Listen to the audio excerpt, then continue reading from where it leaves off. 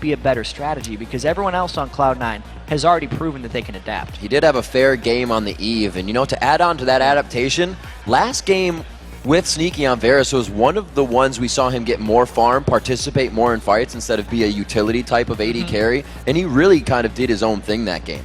It's a really strange thing. We always talk about how Sneaky can do more with less, how he knows how to sacrifice farm into his jungle. But then at the end of the game, we look, and who's getting triple kills? Who has the top gold on Cloud9? It's Sneaky. How'd he do that? Quadra kill in the extended fight, taking out Xpecial in the end as he did what he could on the Nexus. But that one Nexus means that Cloud9 is 2 games away from being the NALCS champions, as well as moving on to Worlds with Team SoloMid and Vulcan. That spot, very coveted right now, that Team SoloMid holds. It's going to be huge being able to skip the group stage for one of these teams at the World Championships, and this is the adaptation TSM's trying to make. It's small, but it's there. They're banning Elise, they're making Meteos go into something else, and then Cloud9 actually stuck with fairly similar bans. The Vladimir Ari is something they're going with every game. That Zed could mean big things for Reginald, though. Rumble has not been banned. I think if we had a Twitter question between the games, it would have been, I think they should ban Rumble, but that didn't happen.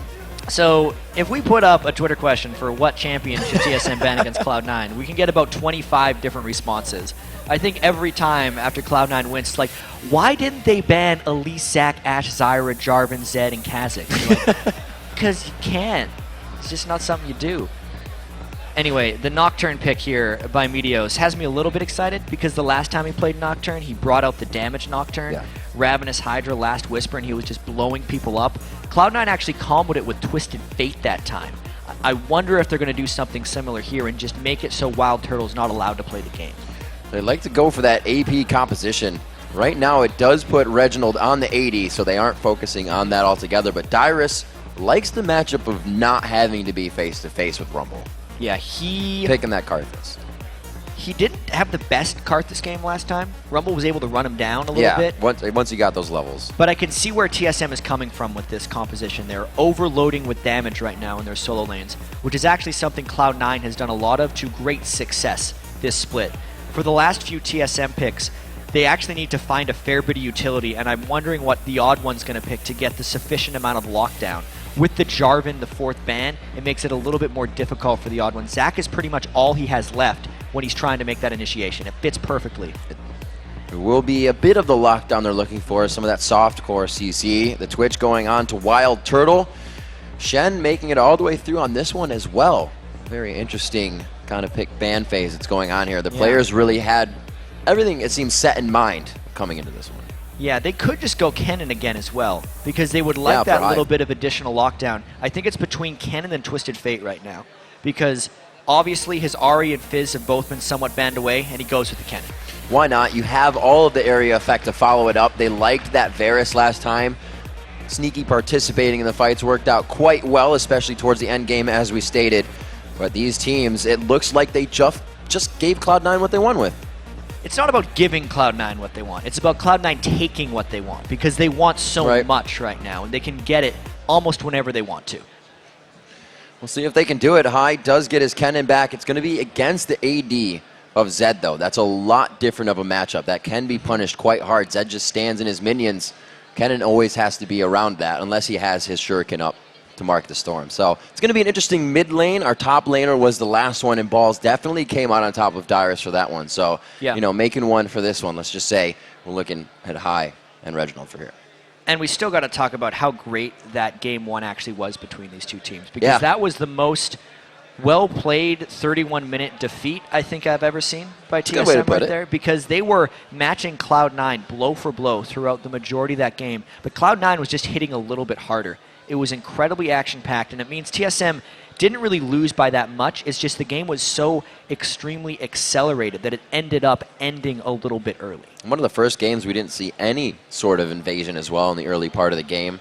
A little bit back and forth, but those first bloods to come one after the other and then be followed up. So if that sticks with it, again, lane matchup's going to be even. We'll have to see. But looking for the first dragon. If nothing happens before that, expect Cloud9 to win that fight. Yeah, Cloud9 lives around dragon fights. And even with this team composition, they have the Kennen Rumble combo once again with Zyra Varus lockup. The only difference is it's Nocturne instead of Elise. 4 of the 5 parts of Cloud9's team composition from Game 1, they have once again. That's when Cloud9 gets their comfort zone. They do not care what you go up with against them. They'll play their game. All right, beautiful people. We are into Game 2 here of our best of 5 series, the NALCS Summer Finals. Cloud9 versus Team SoloMid. Game 1 to Cloud9, quite definitively, as Jat said. I think it's a good way to put it. The best defeat, that you've seen.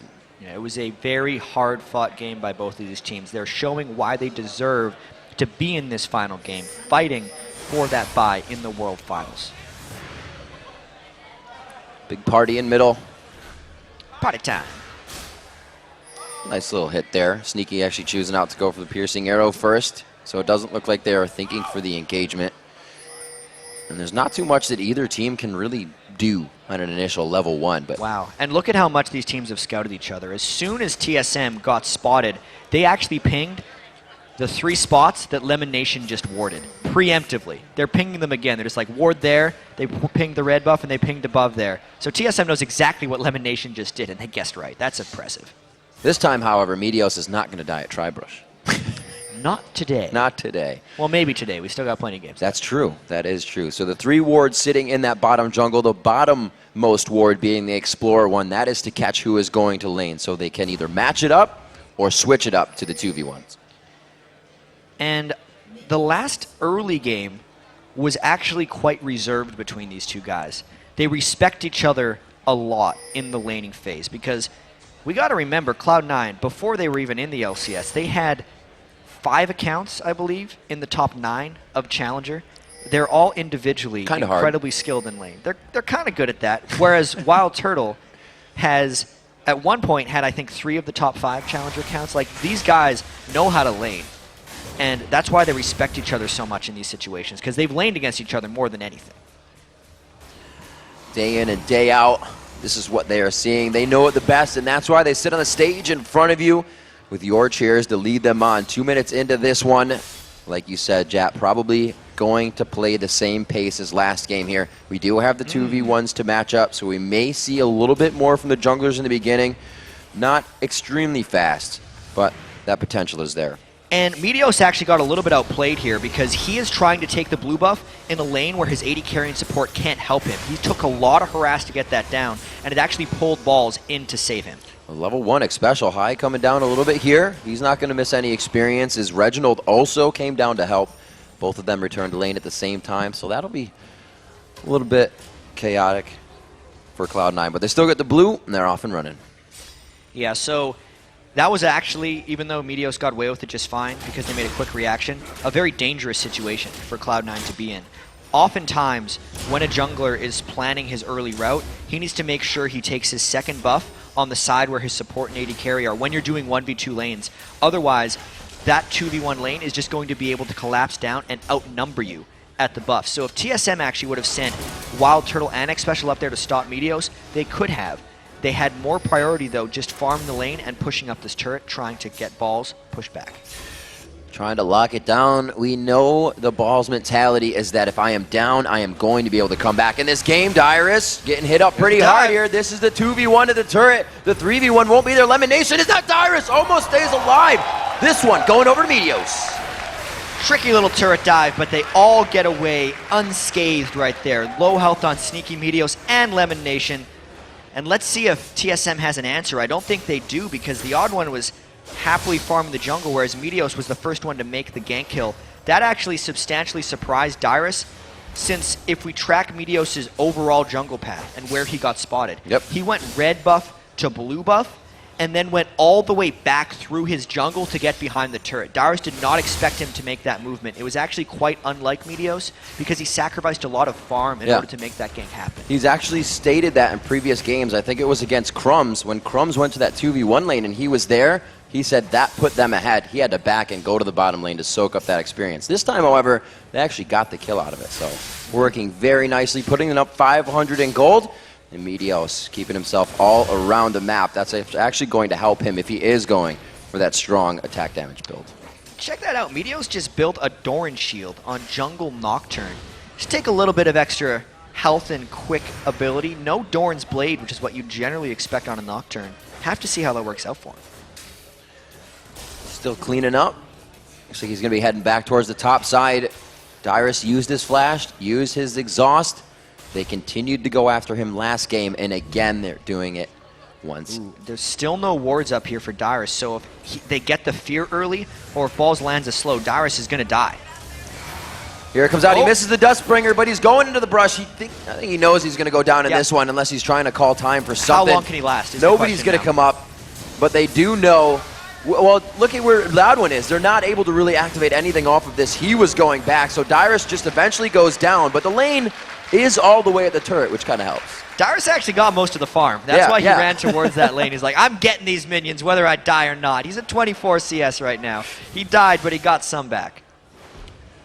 Very good thinking in a stressful situation, not having the flash and exhaust. He actually turned tail as soon as he got hit, and he said, yeah, well, this is bad. Let's make it good. The best of a bad.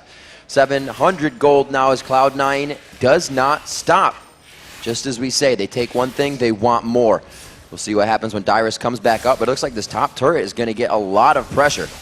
This could also be an early Dragon attempt by TSM because they recognize that Meteos is up there. They're going to try to tank this one up. The Odd One is a pretty good tank here, and it's a 4v3, but that is a very hard-hitting Dragon, and Sneaky can poke in pretty powerfully. The Odd One taking some shots. That piercing arrow did hit. Reggie goes on to Sneaky. The death mark is definitely not going to cancel him out just yet, and this could be a scary fight here. Slicing Maelstrom goes in. Reginald takes some good hits. It's going to be the W, but he can't even hit the surge when he comes out of the shot. 2 kills for 0 and the Dragon for TSM. Reginald skims away with his life, and Cloud9 gets nothing in return. Again, Dyrus doing what he can, does not want to get dove, but I don't think he's going to make it out of this one. The minions go down. The wave is actually not even past River yet, so Cloud9 has himself in a sticky situation up top, but same goes for Dyrus. Yeah, and Dyrus is actually trying to get out of there right now because he recognizes they dive him on the next wave, so Dyrus isn't letting it get back to the turret. But let's check out this fight one more time. Reginald flashed away just at the right time, gets a little bit of damage down, and the big thing here is Sneaky tried to finish off Reginald. That's why he overcommitted back into the fight as well. And because Reginald had just that sliver of health left as he shadowed away, it meant death for 2 members of Cloud9. High, that was patented high, because he went to go in, but he actually hit the W before his second mark of his ultimate came off. So knowing he would only come out with 1 kill, actually just had him a little misplay there. 7.5 in. Big swing. 1,000 gold. That is a big swing indeed. And with Dyrus dying and pushing, Balls is ready to use the equalizer to push it as well. On top of getting the 2 kills and getting the gold lead, this also changes the way Cloud9 gets to approach the game. Because previously they were going to use a lot of presence around that Dragon fight, knowing they had a Rumble and a Cannon ultimate to contest it. And since it was just taken down before Cloud9 really reacted to it, and the respawn timer on Dragon is the full 6 minutes, it just means that Cloud9 can't necessarily start playing their game yet. They have to wait for that next Dragon to come up. That next Dragon, a few other things. High didn't directly go for the needlessly large rod this time. Had to take into respect. Didn't have the gold. He's also against that AD, so he's looking for a bit of armor. So his going crazy may be hindered a little bit there, but we saw him with Fizz. He did it before he had a Lich Bane, so maybe it won't. Yeah, High does know how to come back in lanes, but he obviously is happier when he's ahead. The game Cloud9 wants to play right now, though, is going to be the Meteos efficiency game. How much can he outfarm the Odd One? Right. And how strong can he get on Nocturne to try and take over the game through the lanes and through Nocturne alt ganks? Because the Dragon has already been taken away by TSM. In the inventory, same thing goes for Reginald here. Looking to get that Blade of the Rune King on Zed. We saw that last fight. Instantly a laser target onto Sneaky, and that's what he's going to look to be doing. That patented Reggie aggression to come out from Zed. He's already been putting good damage on High and middle. You can see he's winning the trades evenly and is up a level, so he may have that advantage to get out of lane soon. The Dorn Shield pickup on Zed in particular was actually pretty good because Kennen uses so many auto attacks in lane. So being able to reduce that with the Dorn Shield has allowed Reginald to farm quite well early on in the game where High usually would have had the upper hand. This is going to be one of the harder ganks here. You're trying to gank a ninja, guys. Goes back in, but he's going to get some help here as well from the Odd One. The Odd One is always behind Reginald, but is it enough time? It will be for Dyrus. Requiem comes down. The Let's Bounce may not be able to finish it off. It is a red versus a red-blue buff, and they don't want to transfer for this. It is going to be transferred. It's transferred. They're going to give it to Balls. This should be given to Balls for that red buff. No, Meteos wants it for himself. He's going to try and take over this game. That might end up being a good call. He can use the red buff better than Rumble can for the most part. That was a very good turn and then turn back by Cloud9 because Dyrus did swing it initially with his ultimate, but then when Cloud9 Balls came down to finish that one off, it really just swung it for Cloud9. If they can get this turret with all of Meteos' power right now, it's going to give them a bit of a gold lead. Sneaky even playing this one different. 3 Dorans. It was Bloodthirster Last Whisper last game, and he already had his Berserker boots by now, but he's going 3 Dorans. We saw him do it on Ashe. Yeah, last game the laning phase was actually substantially more controlled, and that's why both High and Sneaky could rush a BF sword and a Needlessly Large Rod, but because there's been so much fighting, the deaths at Dragon, the ganks mid, it just means they're buying items in smaller intervals. They're just trying to be as powerful as possible because they know how important the mid and early game is between these two teams. So to recap on the compositions here, we saw the double AP coming through strong all week. TSM, the first one in the series to bounce off of that. Cloud9 stays with the Rumble Cannon. Like we said, this is almost the exact same composition except for Elise in the jungle as game 1. Yeah, and the only difference, of course, is Nocturne for Meteos, which when he picked it, I actually expected him to start going his offensive Glass Cannon Nocturne build, where he did Spirit of the Lizard Elder and then more offensive items. But he actually rushed Spirit of the Ancient Golem right off the bat. So this is a tank Nocturne start for Meteos. I wonder if he's going to transition into tank items later, because a tank Nocturne, as we've seen in the past, doesn't do much as far as diving late game. Meteos, maybe he's got a different thing figured out for how to work tank Nocturne, but it doesn't seem like his style if he continues on that path. Lanes seem quite even at the moment. That 91-70, however. Wild Turtle coming up big on the CS there. 76 as well.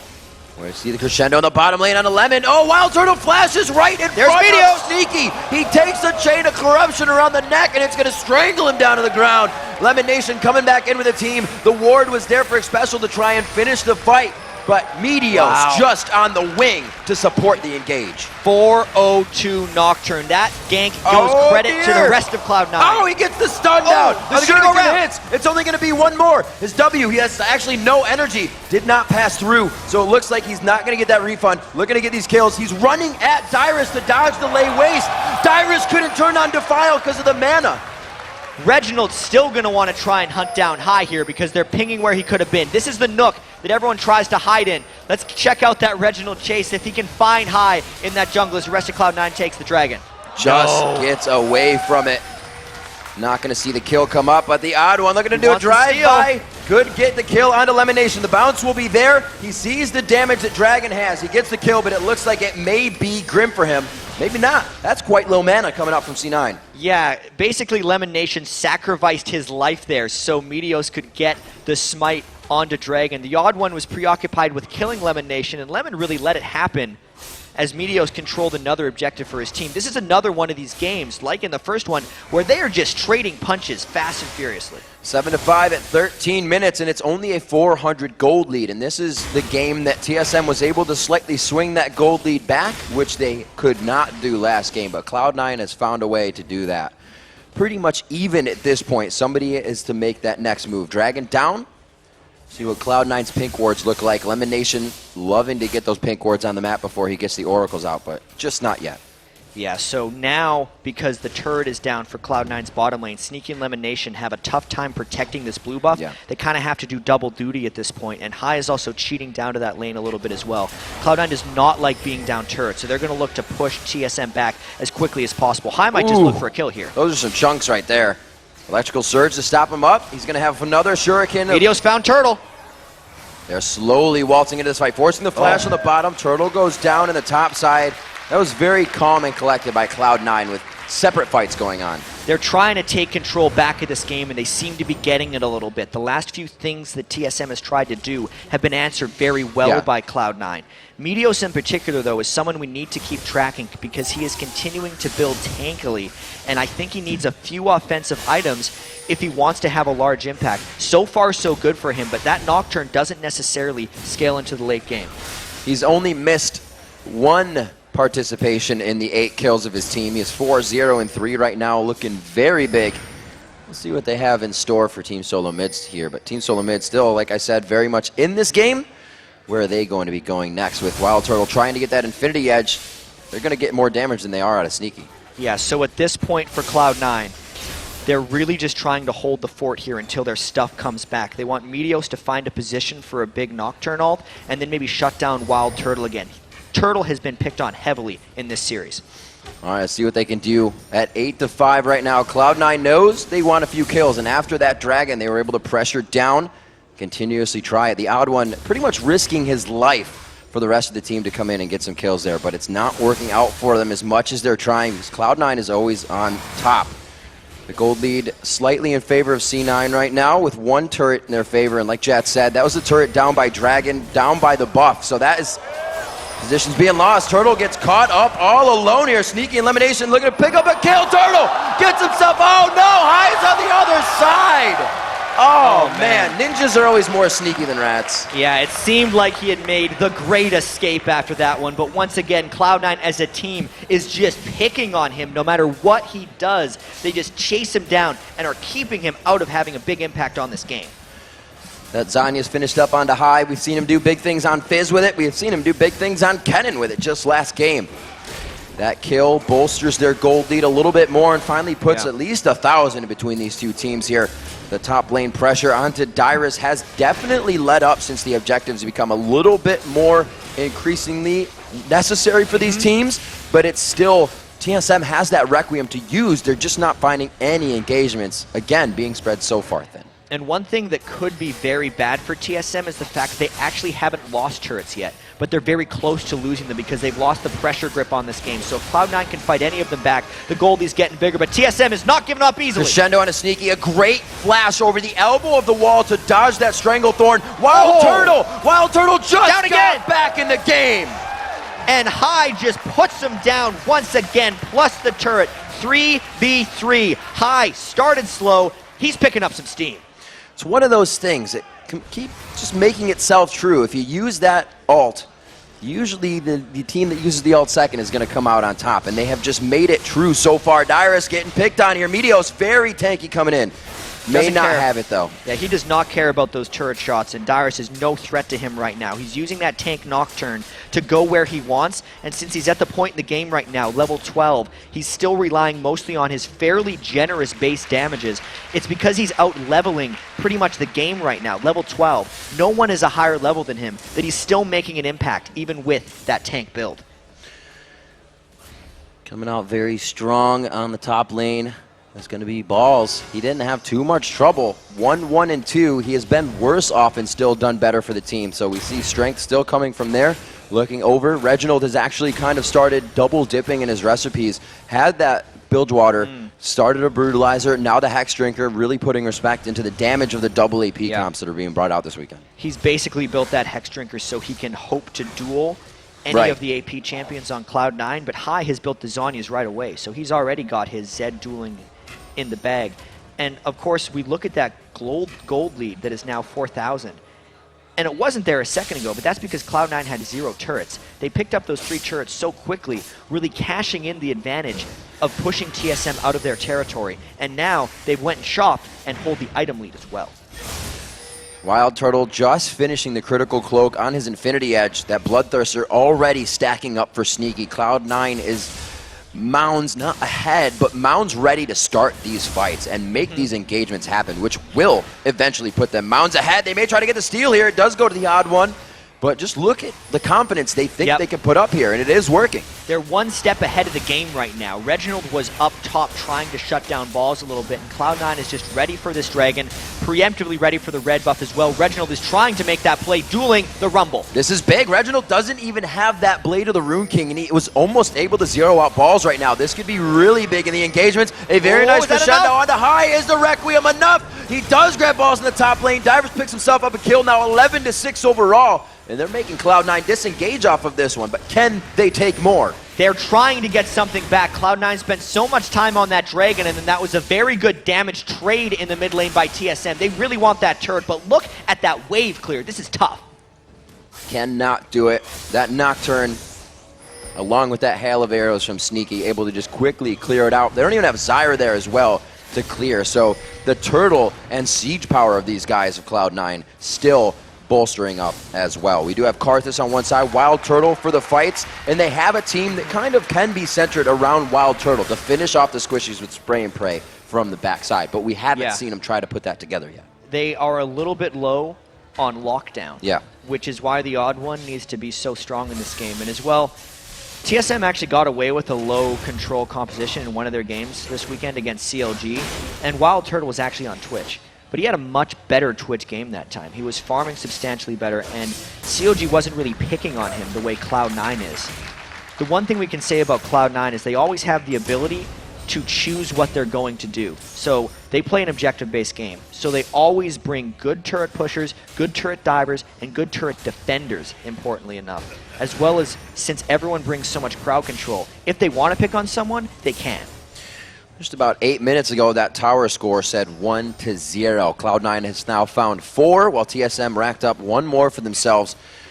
Don't see the Dragon coming up quite soon here. 21 minutes into the game. The kills are coming very slow, and Cloud9 actually still trying to get the momentum push after each one of those kills. And the thing that allows that, they're keeping Balls and Sneaky together quite a bit in these compositions with Zyra. And if it's not Balls, it's going to be Meteos with that composition. Exactly. They like to keep Rumble with people who can keep him in the Equalizer. They recognize just how much damage the Equalizer does, especially if you keep someone in it. It basically just kills a person. So Cloud9 now grouping up once again. Meteos is actually being used as a split push threat, still just going full tank. He's almost all in on that, knowing that right now Reginald's not strong enough to kill him. As a jungler, you don't see someone being top CS in their team very often, but that's what Meteos has accomplished this game. Right now, Dyra's sitting on 7,000 gold. Meteos alone, 8,300 at 4-0-3. Definitely becoming the tank that his team needs, because what we saw last time, this composition run with Nocturne on the odd one, was them needing a tank as well, and they couldn't get there. But Meteos may be able to do that. Good pressure in the bottom lane, given harass, but it's not going to be enough to take down Reginald. He may be able to come back with a bit here. He has 1,400 gold in his pocket, so he may start to be able to make an impact now. Yeah, Cloud9 is extending their advantage to about 5,000 here, but just based on how much farm is being channeled into Meteos and how Nocturne actually has somewhat mediocre hyper late game scaling, right, I give Cloud9 about another 15 minutes to win this game, which by their standards is all right, but just with the way they're distributing their gold, Meteos not having that much, if they don't finish by that point, Wild Turtle's going to catch up, Darius will get strong, and Reginald will be able to kill him. And it doesn't seem like TSM is panicking in any way either. Sure, they're down a bit, 5k gold. That's not going to mean as much as time goes on if they can keep the same deficit. But as of right now, they still seem pretty composed in this matchup, and everybody still seems to be communicating. Yeah, and you can see Cloud9, as always, they're trying to create action right now. The Nocturne ultimate was used really just to get some lane control and intimidate Reginald away from split pushing, which as you can see now, Reginald is just sitting at that middle turret, almost waiting for a dive.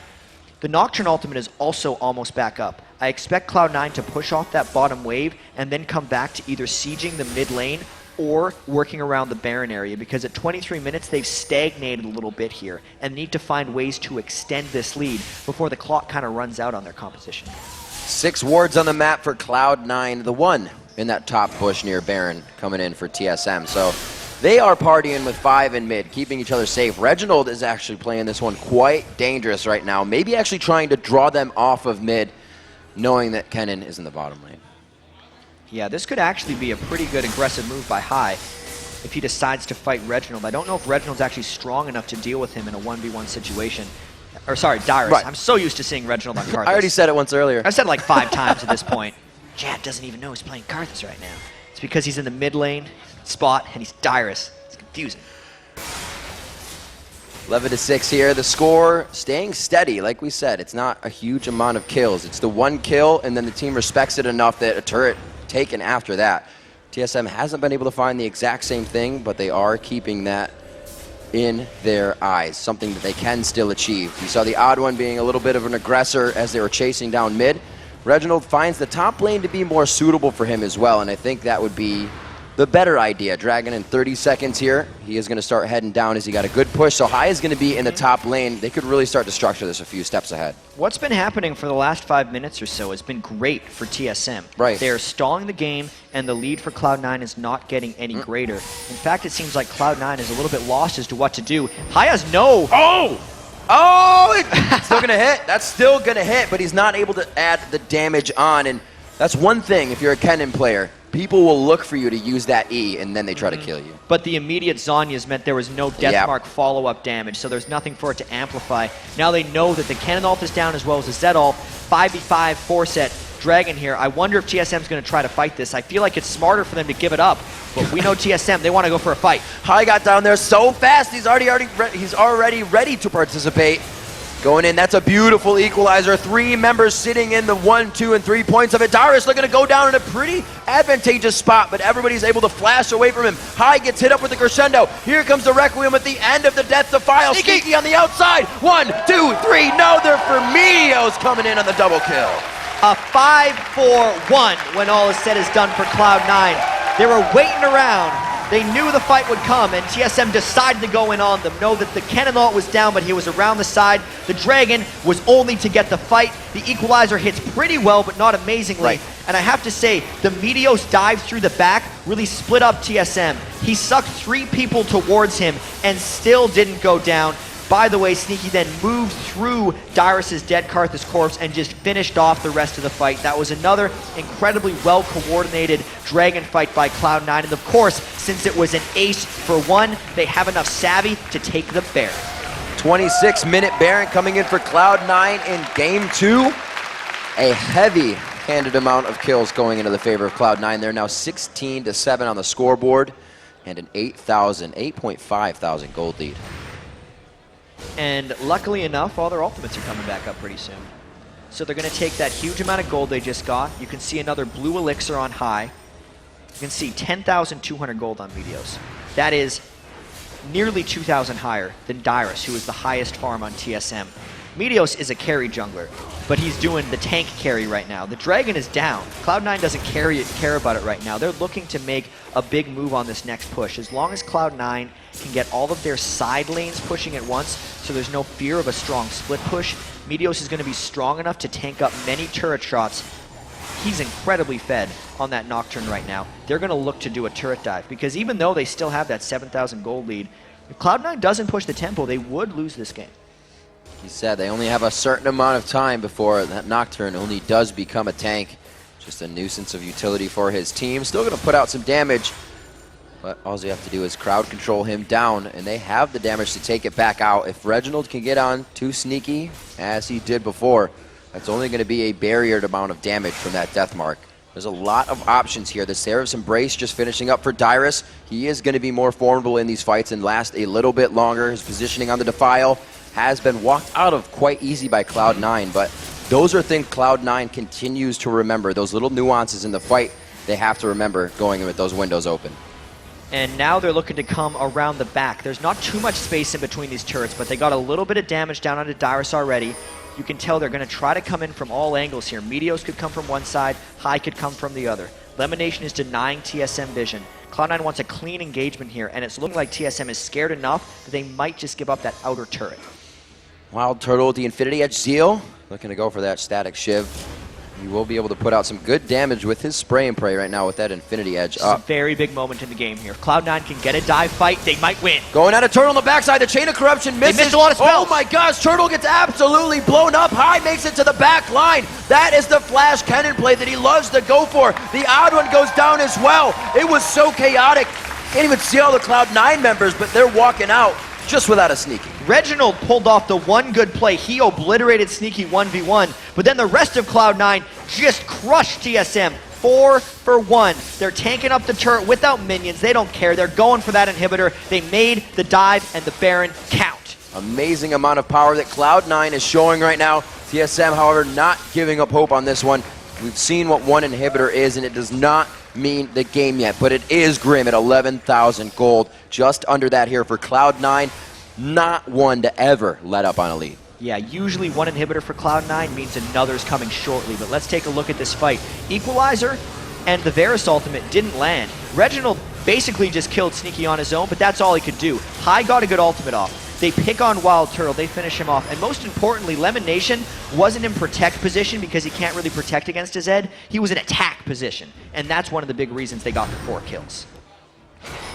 Even more Frozen Heart looking to be coming into the hands of Meteos here as he gets himself even bigger. The odd one has got the Locket of the Iron Solari down to mitigate some of this damage, especially that Kennen ulti coming in. All the area of effect that they have could be mitigated by a bit. High going on. He has that Zanya's. Zanya's is actually down. It's just about to come up. That's less than 0.1 seconds. Actually keeping him alive for that. Dodges out on the last attack. Goes in for the kill. And he actually gets it. Here it comes the Locket of the Iron Solari. Doesn't save many. It's going to be Dyrus picking up 1. Coming in is Meteos as well. But that was a shutdown for Dyrus. Yeah, a 3-for-2 fight once again. Odd One going in for more. Odd One comes up big. The General is calling the command shots right now. And it looks like he may be able to get Meteos in a pretty sour spot. But he also goes down himself. And how many turret shots is Meteos willing to take? That's why that dive could go on for so long. It turns the trade into a 4-for-2 and will most likely grant Cloud9 another turret if X Special decides to not defend 1v3. All these engagements, that looked like it was a kill. This looked like it was a kill. But Cloud9 is microing themselves in and out to accept and take the damage so well that they're able to come up with kills like that constantly. Yeah, and this was High not quite having his Zanyas and Reginald getting the jump on him. It's on TSM to kind of make a play right now since they know Cloud9 was going to make that push into a dive. Then Sneaky actually gets caught out a little bit as well.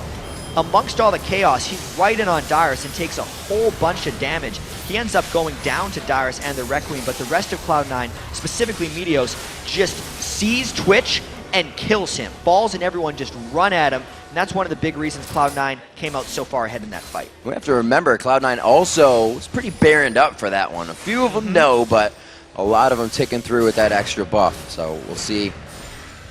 Objective free on the map, as you can see the timers in the top left. So all the teams now to regroup. Cloud9 not trying to let that happen for TSM, and they will continue to pound on that front door. And Cloud9's assault is just relentless. The Oracles again is on Lemon Nation. They have the Reverie if they want to engage. They have multiple people who can be sufficient turret divers. Meteos almost has a Frozen Heart on top of all of his other tank items. They might look to go straight away. High has easy access to the base through the down middle inhibitor. It means if TSM wants to defend this one, they have to account for High on the flank. Cloud9's gonna look to get some stuff with this next wave. Slowly getting attacks on the turret. I don't think TSM can do too much. A good wall High's just pushing might him off. allow this engagement. High has entrance right to the back line. There they That go. is not good for Wild Turtle. Wild Turtle gets taken down immediately. How you engage a fight with that guy inside your base already? TSM getting taken out. It didn't even look like theirs to begin with. And this is Cloud9 playing fast once again. A 5-4-0. Yep, there goes the Blob Blitz. 29 kills in 33 minutes, looking to take game 2. Cloud9 plays with the utmost confidence. You could see High standing there multiple seconds for TSM to reorganize. They could have lost that inhibitor, but they knew they had to do something to stop Cloud9, but almost looks impossible. Another low 30-minute victory for Cloud9. A couple Cloud9 fans giving the standing O. They're up 2-0 on TSM now. They need to win one of the next 3 to guarantee their 5 in the World Championships. Things are looking great for Cloud9 right now. They are playing fast and well. Cloud9 has always been a team to come out and have fun. Team SoloMid has also been in losing positions and came back. They are not a team to give up either. We've seen them win the spring split. They have a chance here to win the summer split, and they are definitely, I think, not by themselves right now, but thinking in their own heads about their play, because they're not discussing.